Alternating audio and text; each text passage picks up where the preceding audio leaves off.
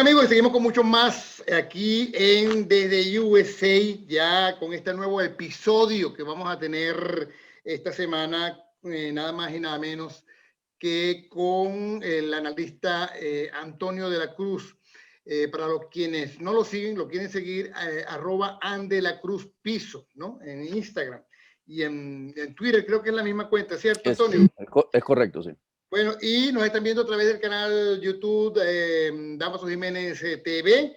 Y por supuesto, vamos a estar hablando de un tema interesantísimo que, bueno, lo veníamos ya siempre discutiendo con Antonio y dijimos, bueno, vamos a sacarlo en un programa justamente porque queremos saber qué está pasando. Mira, desde que comenzó el año, hemos visto como atascada la situación dentro de la oposición. Bueno, ya sabíamos que había una reunión importantísima. Jan Story, el embajador encargado, asomó o le respondió prácticamente a un inquieto como Jorge Rodríguez, que dice que los tiene completamente espiados, ¿no? Los tiene infiltrados. Y bueno, hacían referencia a una reunión que se está llevando a Bogotá, donde se prevé que van a salir importantes decisiones con respecto a la estrategia, por lo menos, no vamos a hablar de estrategia, de lo que va a pasar en el 2021 y del liderazgo importantísimo. Ya lo ha asomado por ahí también Leopoldo López con respecto a la nueva nomenclatura que podría tener la oposición o esta nueva plataforma de la que han estado hablando.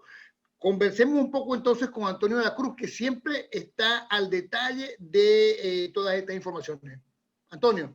Muchas gracias, Damaso. Fíjate, ¿qué está ocurriendo, no? La oposición, ante un nuevo inquilino en la Casa Blanca, Joe Biden y Kamala Harris, vienen alineando sus esfuerzos para lograr en Venezuela el cambio democrático. ¿Por qué? Porque sabemos que esta nueva administración que está aquí en la Casa Blanca ha propuesto y ha dicho que es un cambio a través de un diálogo y de una negociación con Maduro la salida en Venezuela. Entonces, ¿qué pasa? Ante ese escenario, hay una alineación por parte de todos los factores democráticos para buscar un frente unitario ante este nuevo reto.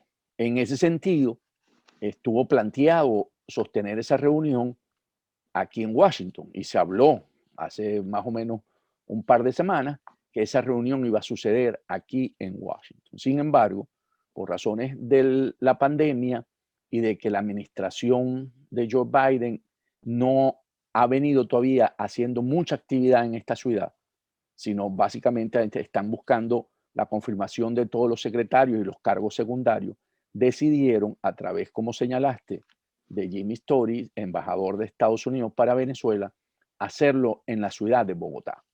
Entonces, ahí se están reuniendo todas las fuerzas democráticas, o bien presencialmente o vía virtual. En ese sentido, están discutiendo una agenda para poder alinear esos esfuerzos que estamos hablando. ¿Por qué tanto interés, por ejemplo, lo de ayer o lo de este lunes con Jorge Rodríguez demuestra la inquietud que tienen, ¿no? Es decir, hay una intriga fuerte del gobierno con respecto a lo que puede estar pasando en Bogotá. Hay como un cierto, no sé si llamarlo temor, pero no la tienen. Justamente no tienen la información, porque si no, nadie va a exponer, a decir que están infiltrados si lo estuvieran. Sí, correcto. ¿Qué ocurre? La estrategia del régimen de Maduro era que con la llegada de Joe Biden a la Casa Blanca iban a tener como un mejor ambiente para buscar una flexibilización de las sanciones y poder llevar a la oposición a unas elecciones de gobernadores y alcaldes y tratar de legitimar su gobierno y caminar en ese sentido y llevarnos a un proceso electoral presidencial posteriormente. Entonces, ¿qué ocurre? El nerviosismo del régimen y me imagino que de los cubanos, aquí también, porque recordemos que ellos juegan con los cubanos, es que Joe Biden ha mostrado que no anda en esa línea de acción, porque han manifestado tanto el director para el hemisferio occidental del Consejo de Seguridad, que está en la Casa Blanca, y el Departamento de Estado, que reconocen a Juan Guaidó como el presidente interino y a la Asamblea Nacional 2015. Y eso, de alguna manera, impacta a la Unión Europea, con quien ha dicho el mismo Josep Borrell que ha estado esperando el lineamiento de la administración Biden y que bajo una acción multilateral iban a ejercer presión sobre el régimen de Maduro para buscar una salida democrática de Venezuela. Entonces, ¿cuál es el nerviosismo? El nerviosismo es que la agenda que ellos tenían pensada no le está funcionando. Y si esta otra agenda toma fuerza y logran consolidar una unidad para poder avanzar sobre este propósito, podríamos estar viendo en Venezuela una acción más bien de una elección presidencial o un referendo revocatorio en los próximos meses. Mira, estoy hablando de más de 12, 14, 16 meses. Sí, no, el planteamiento que tienen que tener durante este año, porque hasta ahora quien ha abierto la compuerta sencillamente ha sido Maduro con lo que sería las regionales y en todo caso negociadas, porque él dice, bueno, yo hago las regionales, pero me dejan tranquilo por lo menos hasta el 2025. Quiere decir, Antonio, estamos hablando con Antonio de la Cruz, presidente de Interamerican Trends, también miembro del Centro de Estudios Estratégicos Internacionales con sede en Washington. Quiere decir, Antonio, que lo nuevo aquí es el reto político con Biden, es decir, ya no todas las cartas están sobre la mesa, ya nadie está hablando de una posible invasión, ya no hay ningún tipo de fantasía en cuanto pues al tema de la salida rápida y mágica, sino que se trata de un cambio de estrategia que lo podría estar dictando el nuevo gobierno de Biden, ¿correcto?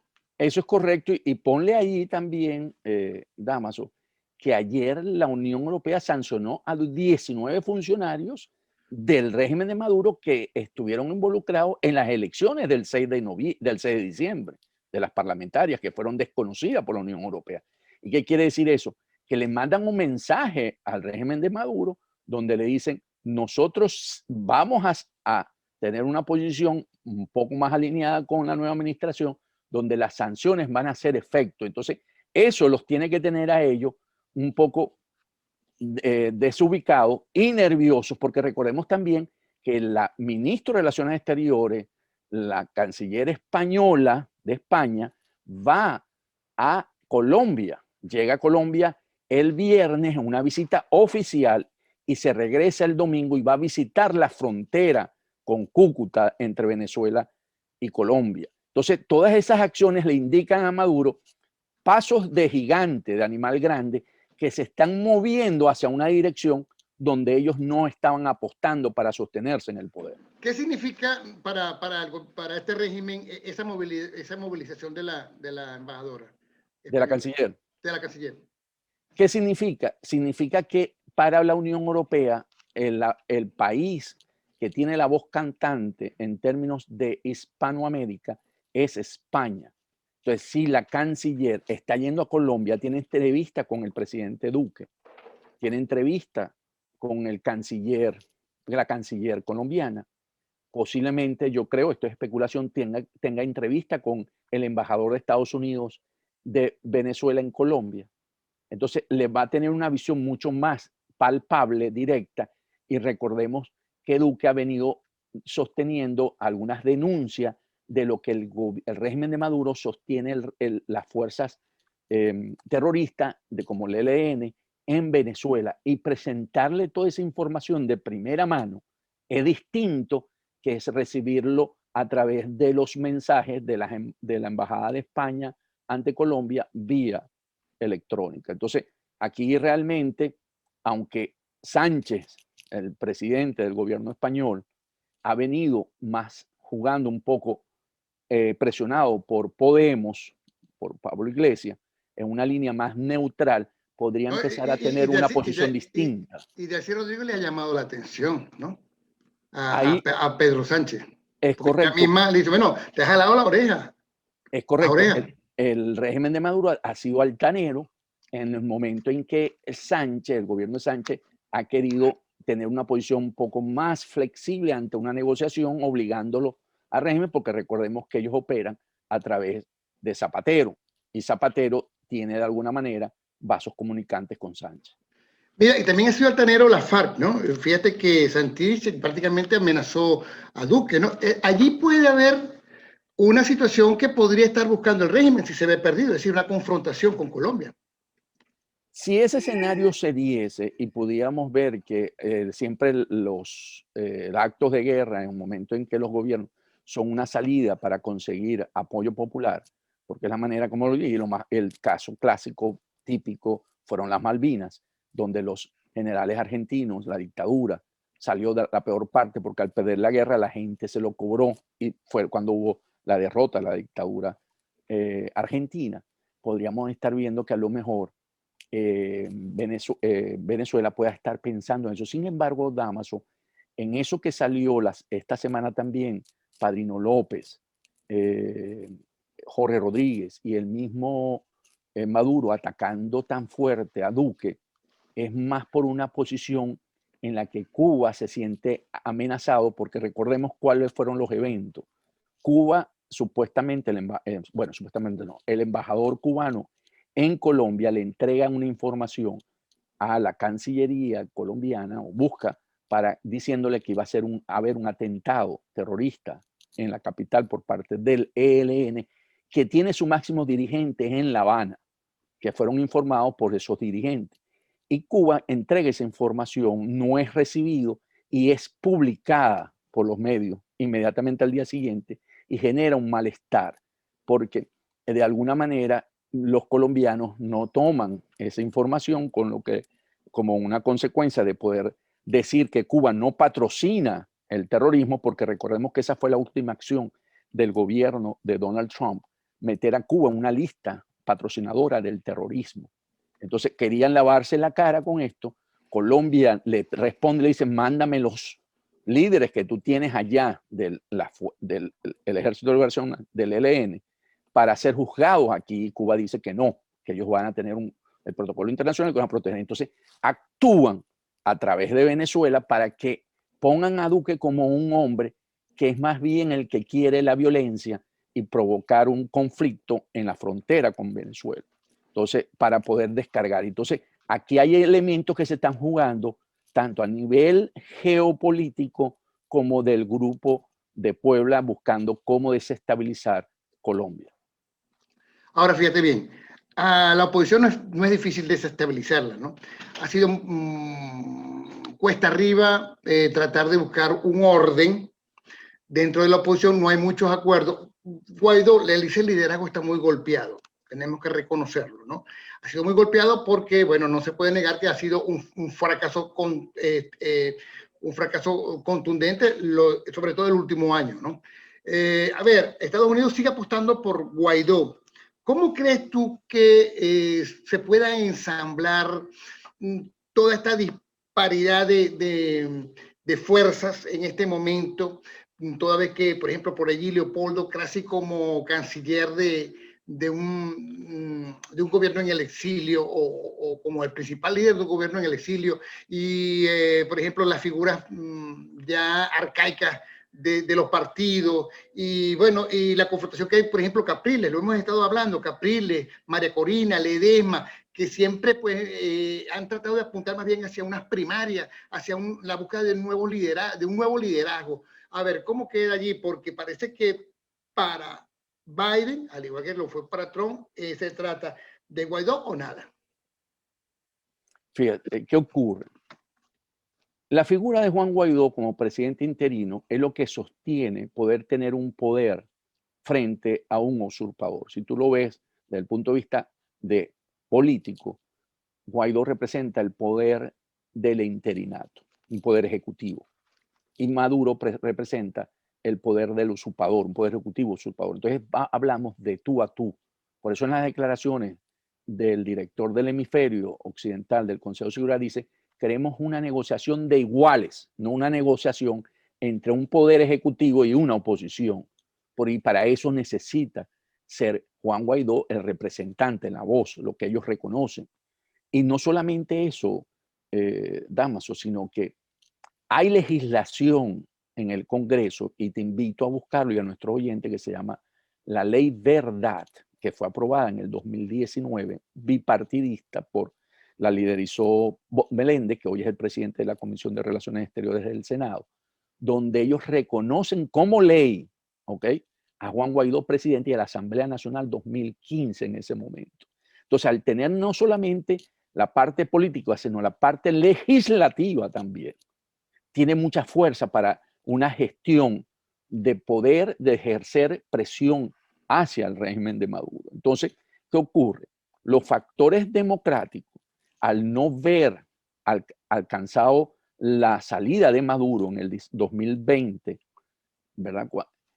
Ha habido frustración y ha habido un cuestionamiento a ese liderazgo por no llegar a ese fin. Sin embargo, no ha sido de una manera inmediata el logro de esa decisión, porque recordemos que con Donald Trump no hubo una acción multilateral por parte de Europa en apoyarlo en esa salida, porque Donald Trump actuó de manera muchas veces unilateralmente y anunciaba y participaba a los europeos la decisión. Entonces ahí no hubo acompañamiento. Nunca llegaba a acuerdo, ya se lo imponía.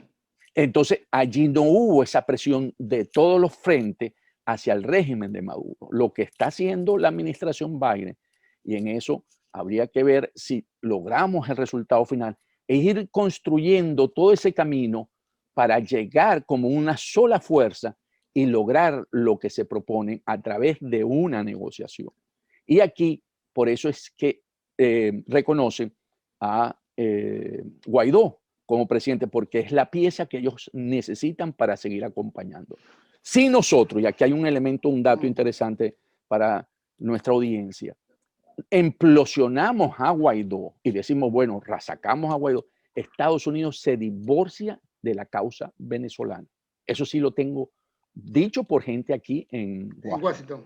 Nosotros no nos vamos a divorciar de Guaidó. Si ustedes lo implosionan y ustedes lo hacen, se quedan. Nos quedamos divorciados y está bien, no hay ningún problema. Y entonces tendrán que reconstruirse otros mecanismos para poder llegar hasta allá. Y eso nos lleva a 2000, ¿verdad? Cuando Chávez, pues cuando hubo la unión y venían aquí todos los factores buscando a ver cómo lograr algo. Y eso sí desbarata toda una solución para Venezuela. Por eso creo que se da la reunión hoy en Bogotá, para poder ver todo esto que estamos hablando y llegar a un acuerdo y ver el luz al final del túnel. Yo creo que si nos mantenemos unidos alrededor de una figura que, aunque no haya logrado satisfacer las expectativas, pero que sigue siendo lo que le permite a las fuerzas internacionales democráticas apuntalar una solución en Venezuela, deberíamos ir al bien superior, que es la democracia en Venezuela.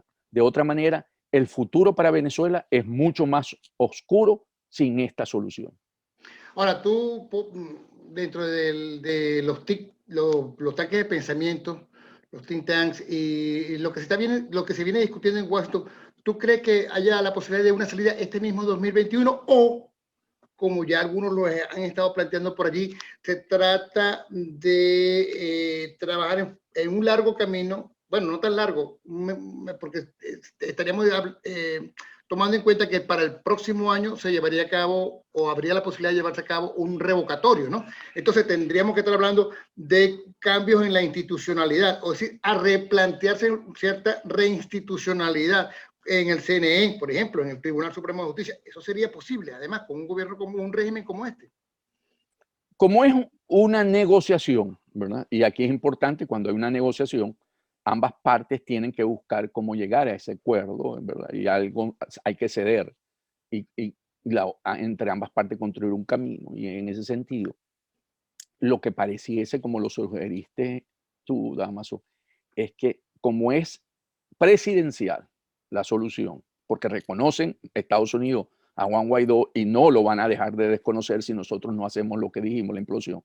Entonces la solución va a tener que ceder acerca de que entonces tú haces un referendo revocatorio en el 22, como lo señalaste, porque entonces aceptaríamos que cuando Maduro fue electo en el 2018, es la mitad de su periodo. Aunque ha sido desconocida esa elección, tendríamos que, de alguna manera, darle una viabilidad para poder entonces, de acuerdo a la Constitución de Venezuela, cumplir con ese lapso y prepararnos para esa elección que podría estar ocurriendo a mediados del 2022. Ese revocatorio no implicaría la Asamblea o rehacer nuevamente las elecciones de la Asamblea Nacional. Ok, lo que pasa es que como hubo el evento del 2020, entonces tendría que también en esa negociación hacerse las dos un poco, porque si no hubiese habido el evento de 2020, ¿verdad? Del 6 de diciembre, podríamos solamente hablar de revocatorio, pero como tienes que alinear todo de una vez, tendrías que buscarlo, pero el acuerdo sería precisamente entre los factores que hoy actúan dentro de la Asamblea electa en 2020 con los factores que actúan del 2015, o sea, tendría los factores políticos para poder llegar y poder salir de esta situación. De otra manera, complica. Si no se logra en ese momento, que ese es el tiempo, eso estamos hablando unos 16 meses, tendríamos que verlo en el escenario del 2024, porque en el 25 se le termina el periodo presidencial en enero a Maduro. Y eso entonces te congela hasta el 24 los dos gobiernos, porque no va a Estados Unidos a abandonar. Entonces es una lucha muy, recordemos, te pongo un ejemplo concreto. ¿Cuánto tiempo duró el proceso de paz de Colombia? Duró 4 años en términos de conversaciones y seguía eso. Entonces, si queremos tener como, ¿es posible? ¿No es posible? Sí es posible, porque lo que ocurre es que en ese momento tú tienes los dos gobiernos actuando mientras estás en las conversaciones, buscando cómo llevar.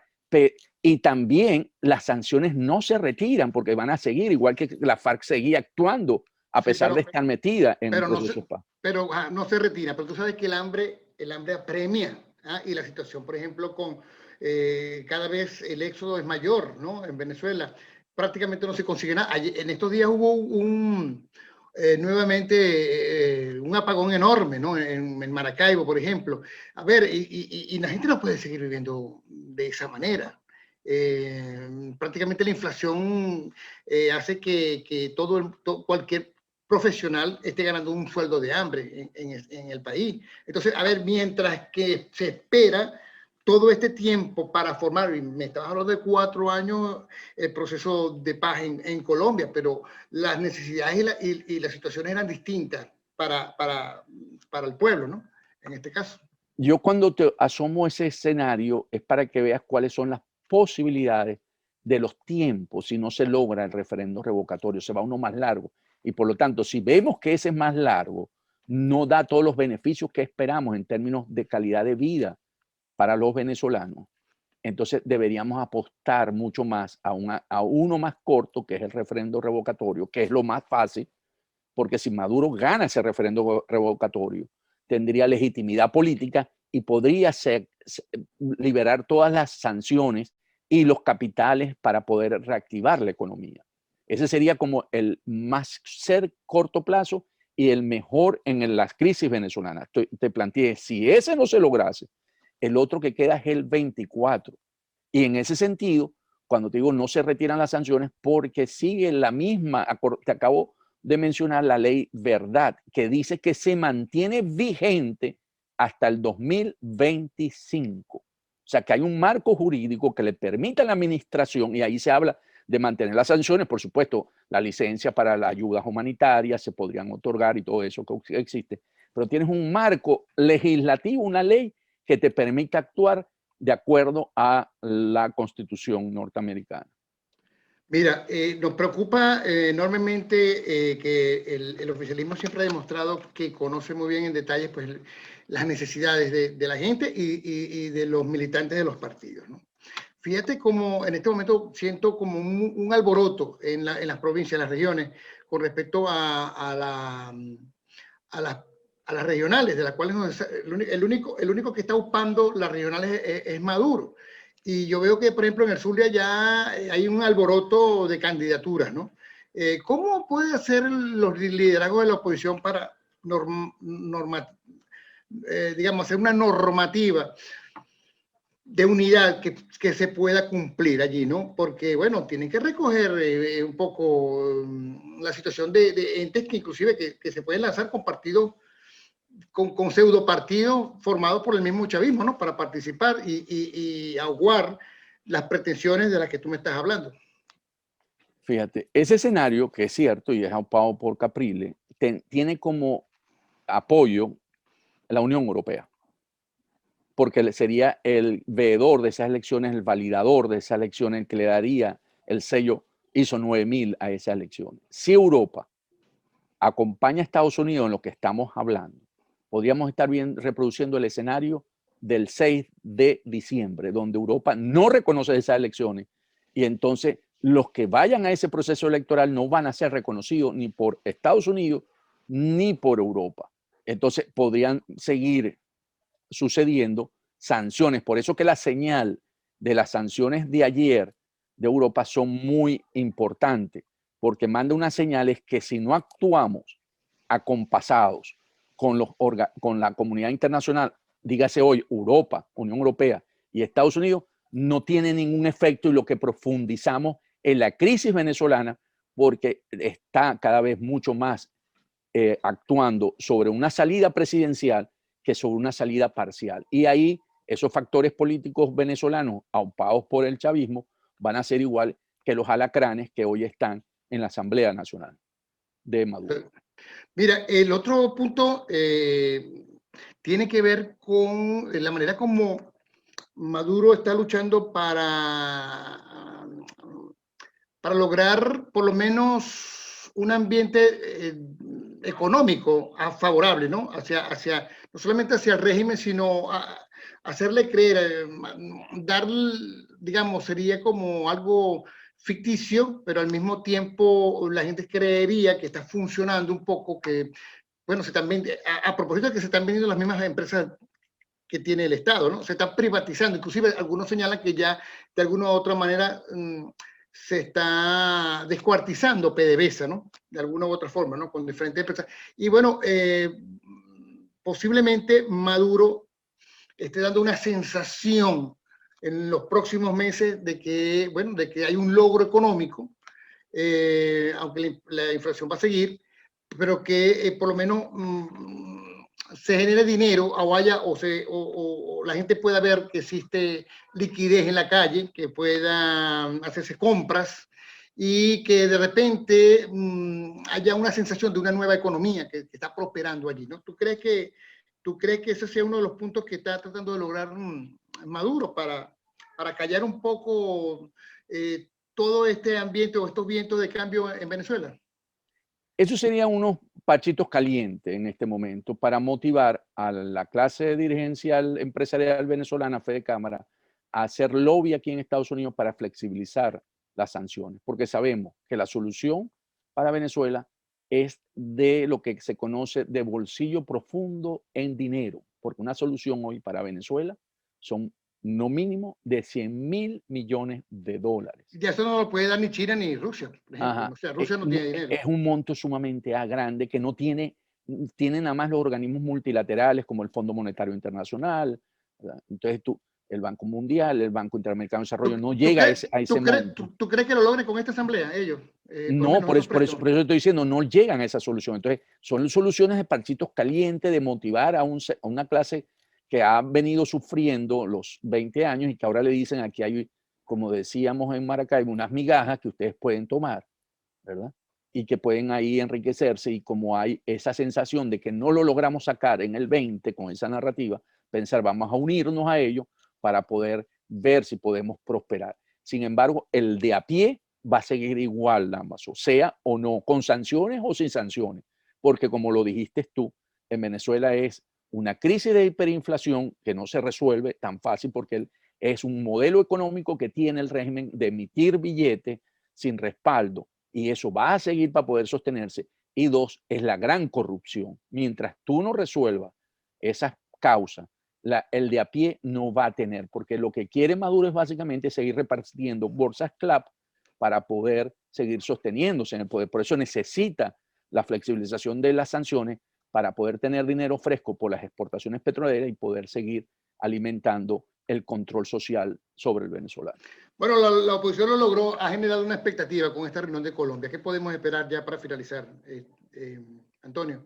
alineación entre los factores democráticos, una visión conjunta, el actuar sobre esto de ir a buscar una elección donde se valide la presidencia y puede ser revocatorio, como lo dijimos, y puede ser una forma de poder llegar a construir un mecanismo con el apoyo de Estados Unidos y de la Unión Europea para lograr ese diálogo, esa negociación que realmente pueda ejecutarse. De otra manera, los venezolanos seguiremos estando en una situación muy crítica. Bueno, muchísimas gracias, Antonio. Antonio de la Cruz, @andelacruzpiso, ¿no? En Instagram y en Twitter. Y por supuesto, lo van a ver este programa a través de del canal Damaso Jiménez TV por YouTube. Y bueno, espero que nos interesa mucho que nos hagan sus comentarios, ¿no? Tanto Antonio por esa vía como también a través de @Damaso Jiménez, ¿no? Y nos sugieran y nos planteen, porque eso es importante recogerlo sobre los puntos de vista sobre estos cambios que se están generando y que todo el mundo, pues, de alguna u otra manera se siente preocupado porque, bueno, ya está cansado de que, bueno, de estar como congelado en el tiempo, y la gente es apremiante que la gente tenga una decisión, por lo menos del sector que está adversando, pues, esta monstruosidad que tenemos como gobierno. Muchísimas gracias, Antonio. Muchas gracias, Damaso. Vamos a estar pendientes y la invitación es para la próxima semana, cuando de nuevo estaremos con otro episodio más desde USA, por aquí, por nuestro canal Damaso Jiménez TV. Gracias.